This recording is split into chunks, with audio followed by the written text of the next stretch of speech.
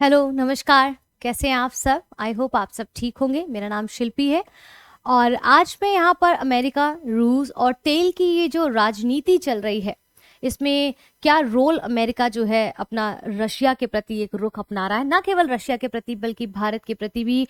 और पिछले विगत वर्षों में जो हमने देखा कि जो पुराने समय में हमने देखा कि कैसे अमेरिका ने अपने तेल के मूल्यों को कम करके एक जो अलग रणनीति प्रस्तुत की थी, क्या वो वही रणनीति अपना रहा है? ये ड्रिल बेबी ड्रिल क्या है, इसको समझेंगे। इसके बारे में एक शॉर्ट्स भी मेरे चैनल पर संकल्प से सफलता के इस यूट्यूब चैनल पर पड़ा हुआ है, उसको जाकर आप देख सकते हैं तो आप और उस कॉन्सेप्ट को समझ पाएंगे। रीगन नीति क्या है, ये सारी चीजों को समझते हुए इसके हिस्ट्री को भी समझेंगे और करंट के साथ जोड़ने का प्रयास करेंगे कि सारी गुत्थी ये क्या है। आइए आज उसको हम यहाँ पर समझते हैं। क्या आप रेडी हैं? पुरानी वीडियोस को अभी तक आपने नहीं देखा है तो जाके देख लीजिए। मंडे वेडनेसडे और फ्राइडे को शाम को 6 बजे, मंडे वेडनेसडे फ्राइडे शाम को 6 बजे इकोनॉमिक्स की क्लासेस भी आ रही है, उसको देखना बिल्कुल ना भूलें, वो बहुत इंपॉर्टेंट है यूपीएससी के लिए। अमेरिका, रशिया और तेल की ये जो राजनीति है, इसमें उसके इतिहास और उसके करंट अफेयर्स को यहाँ पर समझने का प्रयास करते हैं। चलिए आते हैं आज के अपने इस टॉपिक पर। ट्रंप प्रशासन और रूस पर जो प्रतिबंध है, ठीक है, बैन किया गया है। यहाँ पर सिर्फ बैन उसके ऑयल को नहीं किया गया, ऑयल का ट्रांसपोर्टेशन किससे होता है, कौन कौन से देश इसमें शामिल हैं, ठीक है, बाकी क्या छोटी छोटी चीजें इस ऑयल को ट्रांसपोर्टेशन करने में मदद करती हैं, इंफ्रास्ट्रक्चर कौन सा मदद करता है, कौन सी कंपनीज है, अलग अलग इनके फ्रेंचाइजीज, क्या क्या चीजें हैं, उन सबको इसके अंतर्गत बैन करने की बात करते हैं। तो प्रतिबंध is a very holistic word, ठीक है। 2025 में अगर हम बात करें तो अमेरिकी राष्ट्रपति डोनाल्ड ट्रंप ने जो यूक्रेन युद्ध है उसमें रशिया को आर्थिक मदद देने वाली दो प्रमुख जो रूसी तेली कंपनियां थी उन पर प्रतिबंध लगा दिया है अभी, ठीक है। ये कदम क्यों? ट्रंप प्रशासन की अब तक की सबसे बड़ी रशिया की विरोध रूप से आर्थिक कार्रवाई मानी जा रही है। इससे बहुत वर्षों पहले भी इस तरह की चीजें उसने की थी, इसी को शायद दोहराने का प्रयास कर रहा है, जिसको अभी हम समझेंगे। इस बार ट्रंप ने क्या किया है कि सीधे तेल और ऊर्जा नीति को रशिया पर दबाव डालने के हथियार के रूप में इस्तेमाल किया है। क्यों? क्योंकि वो जानता है रशिया की सबसे बड़ी इकोनॉमी, रशिया की जो सबसे बड़ी इकोनॉमी है तेल और ऊर्जा नीति पर ही बेस्ड है, और रशिया ने हमेशा से इन पर ही सबसे ज्यादा काम किया है, हमेशा से। तो जिसके कारण उसको कहीं ना कहीं इसका आर्थिक रूप से भी दंश झेलना पड़ रहा है, ठीक है। ट्रंप की नीति क्या है? ड्रिल बेबी ड्रिल, यानी कि इन्होंने एक समय पे कहा था, इसका शॉर्ट्स मैंने दिया है, कि एक समय पे इन्होंने कहा था कि जहां मन करे अपने देश में, अपने समुद्रों में ड्रिल करो और अपना तेल वहां से निकालो और खुद उसका उत्पाद करो और उसको जो है स्वतंत्र रूप से उस ऊर्जा का इस्तेमाल करो, ये कहने का प्रयास था। अमेरिका में स्थानीय ईंधन उत्पादन बढ़ाने की योजना पे बात की, जो कि अभी मैं आपको समझा रही हूँ, ठीक है। कहा जा रहा है कि ट्रंप रीगन युग की, जब वहां के रीगन जो है अमेरिका के एक समय पे प्रेसिडेंट रहे हैं, जिनके बारे में हम पढ़ेंगे, उस युग के मॉडल को अपनाने की फिर से बात कर रहे हैं कि जब अमेरिका ने तेल की कीमतें घटाकर सोवियत संघ को कमजोर किया था एक समय पर, इसने कीमतें एकदम से $35 से लेके सीधे $15 पर बैरल पर आ गए थे। तो उसको हम यहाँ पर समझेंगे, बहुत इंटरेस्टिंग है। क्या ये रीगन युग है, ड्रिल बेबी ड्रिल, या फिर यहाँ पर इसका जो है सोवियत संघ को कमजोर करने की रणनीति अपना रहा है, इस प्रकार की प्रक्रियाओं को करके जो आज से बहुत समय पहले अपनाया था, जो कि हम ऐतिहासिक दृष्टिकोण से समझेंगे। सोवियत संघ, तेल और विश्व राजनीति की यहाँ पर बात की जा रही है, ठीक है। 1970 का दशक बच्चों आप जब देखते हैं तो दुनिया में ऊर्जा की राजनीति बहुत व्यापक रूप से वहां पर देखने को मिलती है। एनर्जी की जो पॉलिसी थी, या कह सकते जो पॉलिटिकल एंगल चल रहा था, उसको समझेंगे। इस समय क्या था, पूरी दुनिया तेल पर बहुत ज्यादा निर्भर थी, ठीक है, क्योंकि तेल से ही गाड़ियां चलती थी, फैक्ट्रियां चलती थी और बिजली का उत्पादन भी होता था। तो आप जरा देखें कि हुआ क्या। देखिए 1973 में एक युद्ध हुआ जिसको हम योम किप्पुर युद्ध कहते हैं। कौन था इस युद्ध में? मिस्र और सीरिया ने मिलकर इजराइल पर इस पर हमला किया था इस युद्ध में, ठीक है। क्यों किया था? क्योंकि 1967 के युद्ध में इजराइल ने अरब देशों की जमीनी छीन ली थी, जिसके कारण से ये युद्ध हुआ, ठीक है। कौन किसके साथ था? अमेरिका किसके साथ था और रशिया किसके साथ था? रशिया नहीं, इसको हम सोवियत संघ बोलेंगे, ठीक है। 1991 के बाद हम इसको रशिया बोलेंगे। तो अमेरिका क्या था? इजराइल के साथ था इस वक्त, और सोवियत संघ यहाँ पर अरब देशों के साथ था, ठीक है। तेल हथियार बना। अब तेल हथियार क्यों बना? क्योंकि अरब देशों ने कहा, जो देश, ध्यान से सुनिएगा, जो देश इजराइल का साथ देगा हम उससे तेल नहीं लेंगे, हम उसको तेल नहीं देंगे, ठीक है। इस तरह अमेरिका और यूरोप पर तेल प्रतिबंध यानी कि ऑयल एम्बार्गो लगा दिया गया था। इस वजह से वहां पर ये इन दोनों देशों पर तेल प्रतिबंधित कर दिया गया कि अमेरिका इजराइल के साथ था और इजराइल ने कहा कि तो अरब ने कहा, क्योंकि यहाँ पर सोवियत संघ जो है अरब देशों के साथ था, तो अरब देशों ने सोवियत संघ का सपोर्ट करते हुए कहा कि जो देश इजराइल का साथ दे रहे यानी कि अमेरिका, ठीक है, तो हम उसको तेल नहीं देंगे। इस तरह से अमेरिका और यूरोप पर तेल पर प्रतिबंध लगा दिए गए। यहाँ तक स्पष्ट है। अब क्या हुआ यहाँ पर, कितनी बुरी स्थिति हो गई थी उस दौरान पे, ठीक है। अब यहाँ पर देखेंगे कि परिणाम क्या हुआ कि तेल की कीमतें 4 गुना बढ़ गई, भाई इस तरह से तेल का क्या हुआ, उसकी कीमतें बढ़ गई। अमेरिका और यूरोप में तेल की कमी होने लगी, महंगाई बढ़ी और आर्थिक मंदी, रिसेशन शुरू हो गया वहां पर। ये सारी समस्याएं हमें देखने को मिली उस दौरान पे। फिर आता है 1882 में ट्रांस साइबेरियन रेल लाइन पर मौजूद रूसी तेल कंटेनर, कुछ इस प्रकार की पुरानी पिक्चर्स है जो आपके सामने प्रस्तुत की गई है। ठीक है, अब क्या हुआ, 1979 में ईरान क्रांति के दौरान, ईरान जो रेवोल्यूशन हुआ, ईरान में शाह को हटाकर आयतुल्ला खुमैनी की अगुवाई इस्लामी क्रांति हुई और इससे ईरान का तेल उत्पादन क्या हो गया, घट गया। ईरान में जो तेल का प्रोडक्शन था वो घट गया। ठीक है, नतीजा क्या हुआ, फिर से तेल संकट, यानी दूसरी बार पूरी दुनिया में तेल के दाम फिर से क्या हुए, बढ़ गए। और फिर क्या हुआ, सोवियत संघ की आर्थिक बढ़त और निर्भरता भी बढ़ती चली गई। अब आप इस दौर में देखेंगे कि सोवियत संघ ने क्या किया, तेल से कमाई की। कैसे, सोवियत संघ ने साइबेरिया में बहुत बड़े तेल भंडार खोल दिए। ठीक है, धीरे धीरे वह दुनिया का सबसे बड़ा तेल निर्यातक यानी कि एक्सपोर्टर बन गया सोवियत संघ। तेल बेचकर उसे भारी विदेशी मुद्रा मिली, किसको, सोवियत संघ को डॉलर्स मिलने लगे। इससे उसकी अर्थव्यवस्था और सैन्य ताकत दोनों को सहारा मिलने लगा सोवियत संघ को उस दौरान।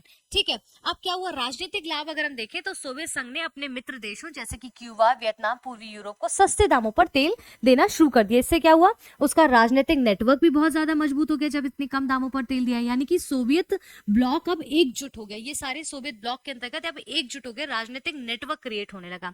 लेकिन बहुत बड़ी गलती यहाँ पर सोवियत संघ से क्या हो गई, उसको समझने की जरूरत है कि इसने सारा ध्यान रक्षा उद्योग और तेल क्षेत्र में लगा दिया, इसने कृषि पर ध्यान नहीं दिया। ठीक है, उद्योग को नजरअंदाज कर दिया। अंततः नतीजा क्या हुआ कि जब एक ही दो सेक्टर पर आप ध्यान देंगे, बाकी सेक्टर्स पे ध्यान नहीं देंगे, तो कहीं ना कहीं अर्थव्यवस्था डगमगाएगी तो है, क्योंकि आप बाकी चीजों के लिए अन्य देशों पे निर्भरता दिखाएंगे तो अर्थव्यवस्था यहाँ पर उसकी असंतुलित हो गई, डिसबैलेंस्ड हो गई। यानी तेल के बिना सोवियत सिस्टम अब टिक नहीं सकता था। फिर क्या हुआ, फिर आप देखेंगे तेल को हथियार बनाया अमेरिका की रणनीति ने। अमेरिका ने रणनीति बनाई और तेल को अपना हथियार बनाया। यानी कि अफगानिस्तान के युद्ध के बाद 1979 में सोवियत संघ ने अफगानिस्तान पर जब हमला किया तो इसके जवाब में अमेरिका और पश्चिमी देशों ने सोवियत संघ पर सख्ती शुरू कर दी यहाँ पर, यानी कि टेक्नोलॉजी और मशीनों का निर्यात यहाँ पर बंद कर दिया।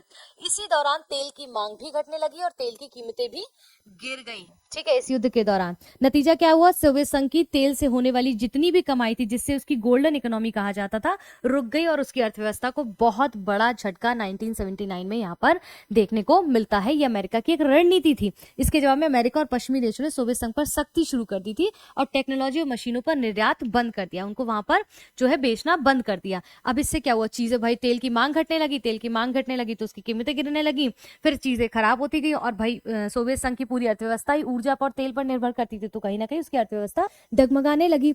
1979 में अफगानिस्तान में मौजूद सोवियत संघ के टैंक इस प्रकार से आप देख सकते हैं। ठीक है, अब रीगन युग क्या था, 1980 से 1986 में आप देखेंगे वहां रोनाल्ड जो रीगन है, इसमें अमेरिका के राष्ट्रपति बने थे उस दौरान पे, उन्होंने सऊदी अरब के साथ मिलकर तेल प्रोडक्शन को बहुत ज्यादा बढ़ा दिया। ठीक है, और सोच ये थी कि तेल ज्यादा निकालो, बाजार में आपूर्ति बढ़े, कीमतें गिरे और सोवियत संघ की कमाई घट जाए, ड्रिल बेबी ड्रिल की जो भी बात की थी। ठीक है, उस तरह से इन्होंने यहाँ पर कुछ अपनी सोच रखी थी और ऐसा हुआ भी। तेल की कीमतें इन्होंने क्या किया, अचानक से अमेरिका ने $35 से गिराकर सीधे 10 से 15 प्रति बैरल डॉलर कर दिया, मतलब सीधे इतना घटा दिया। तो भाई तेल अब रशिया से कौन खरीदेगा, वो यहाँ से लेगा।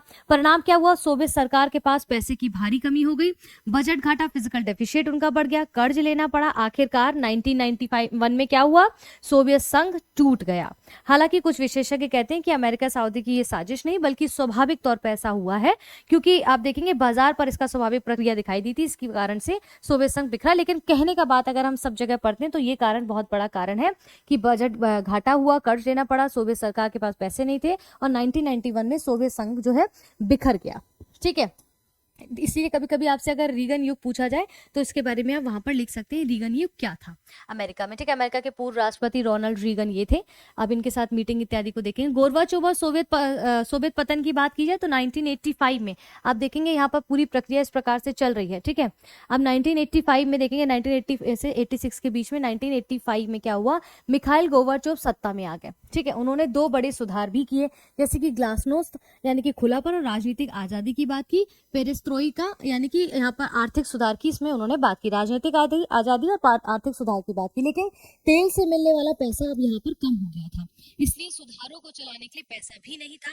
जैसे ही सब्सिडी खत्म हुई, सोवियत व्यवस्था बिखरने लगी और 25 दिसंबर 1991 को सोवियत संघ का डिसोल्यूशन यानी कि अंत हो गया वहां पर। इसके बाद एक नई चीजें आपको सामने देखने को मिलती है, ठीक है। 1985 में सोवियत संघ के नेता मिखाइल गोर्बाचोव के अमेरिकी राष्ट्रपति डोनाल्ड रीगन के साथ इस प्रकार की मीटिंग हुई थी, ठीक है। और यहाँ पर सारी चीजें हमने देखी और आधुनिक रूस से फिर से तेल पर निर्भरता जो हम देख रहे हैं, क्या देखिए, पहले हमने इतिहास को यहाँ पर समझा, ठीक है, इतिहास को समझा। इसके बाद हम देखते हैं कि प्रेजेंट टाइम में अगर हम देखें तो आज भी रशिया की आर्थिक रीढ़ तेल और गैस ही है, जिसके कारण आप देखते हैं जैसे वो यूक्रेन के युद्ध में लिप्त है, जिसकी वजह से वो अपने तेल सस्ते दामों में अपने देशों को जैसे भारत इत्यादि को तेल बेच रहा है, ठीक है।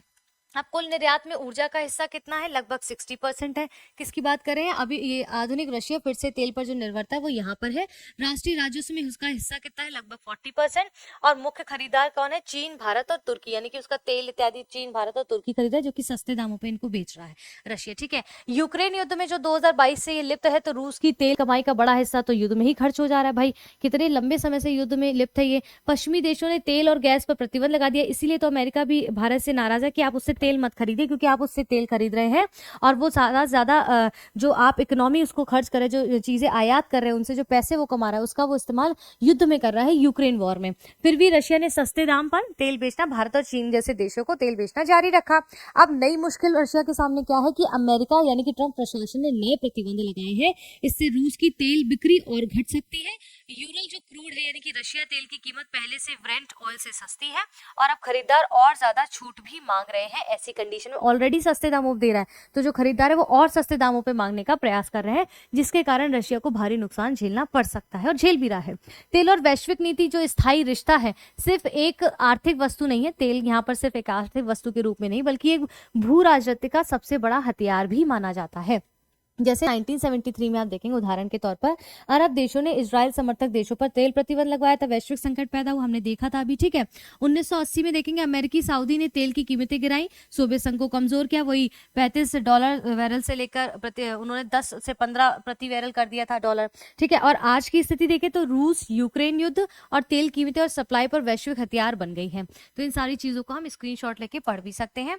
अगर हम यूपीएससी के दृष्टिकोण से बात करें यहाँ पर तो क्या देखेंगे, जैसे तेल क्या है, शक्ति के रूप में उभर रहा है, ठीक है, पावर के रूप में तेल उभर रहा है। इसका अंतरराष्ट्रीय संबंधों में सबसे प्रभावशाली हथियार के रूप में हम देख रहे हैं तेल को, क्लियर है।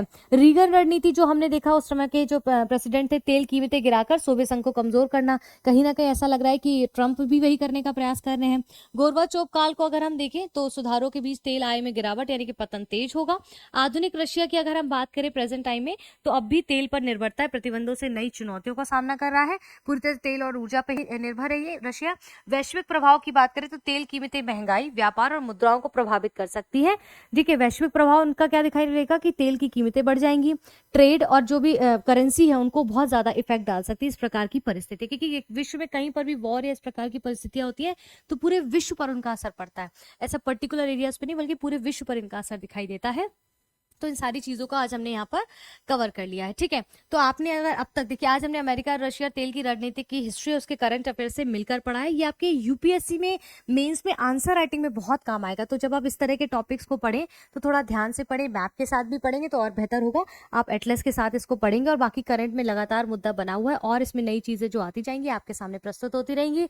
फिलहाल के लिए इस वीडियो को यहाँ पर समाप्त करते हैं। मंडे, वेडनेसडे और फ्राइडे देखना ना भूलें, शाम को 6 बजे इकोनॉमिक्स की क्लासेस आती है, उनको जरूर देखें। हमारे चैनल पर संकल्प से सफलता तक के इस यूट्यूब चैनल पर शॉर्ट्स वीडियोस आपको दिए जा रहे हैं, शॉर्ट्स दिए जा रहे हैं ताकि उससे भी आपकी प्रैक्टिस होती रहे। उसमें भी कई सारे टॉपिक्स को कवर किया जा रहा है, तो उनको भी देखते रहें। और हमारा जो टेलीग्राम ग्रुप है, संकल्प से सफलता तक का टेलीग्राम ग्रुप है, उसको जरूर ज्वाइन करें। अगर आप नए हैं, अपने आप तक चैनल को सब्सक्राइब नहीं किया है, जिसका नाम है संकल्प से सफलता तक, टाइप करें और उसको सब्सक्राइब कर लीजिए। ये मेरा टेलीग्राम ग्रुप है, इसको जरूर ज्वाइन करें। सारे अपडेट, सारे चीजों के अपडेशन, लिंक, वीडियो, पीडीएफ इत्यादि सारे यहाँ पर उपलब्ध हो जाते हैं। फिलहाल के लिए इस वीडियो को यहाँ पर समाप्त करते हैं। अपना ध्यान रखें, अपनों का ध्यान रखें, निरंतर पढ़ते रहें, अपना जो है अपने स्वास्थ्य का ध्यान रखें, क्योंकि स्वस्थ शरीर में ही स्वस्थ मस्तिष्क का निवास होता है। तो सब चीजों का ध्यान रखते हुए निरंतर पढ़ाई करते रहें और संकल्प से सफलता के इस यूट्यूब चैनल पर निरंतर बने रहें। सब्सक्राइब करना ना भूलें, बेल आइकन दबाना ना भूलें। धन्यवाद।